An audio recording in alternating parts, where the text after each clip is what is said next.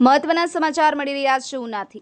ઉના શહેરની મુખ્ય બજારમાં આવેલ ભેળસેળયુક્ત ઘી અને માખણનો શંકાસ્પદ જથ્થો પકડી પાડતી જિલ્લા એસઓજી ધાર્મિક તહેવારોને લઈને ઘી અને માખણ જેવી વસ્તુઓમાં ભેળસેળ કરતા લોકો પર તવાઈ। ઉના શહેરની મુખ્ય બજારમાં આવેલ શ્રીજી કરિયાણા સ્ટોરમાંથી 10 કિલો ઘી અને 40 કિલો માખણનો જથ્થો જપ્ત કરવામાં આવ્યો। જિલ્લાના ફૂડ ઇન્સ્પેક્ટરને સાથે રાખી એસઓજી પોલીસે કરી કાર્યવાહી। ફૂડ ઇન્સ્પેક્ટર દ્વારા ઘી અને માખણના નમૂના લઈ આગળની કાર્યવાહી હાથ ધરવામાં આવી। વોઇસ ઓફ ગીર ન્યૂઝ સાથે રાકેશ દવે, ગીર સોમનાથ।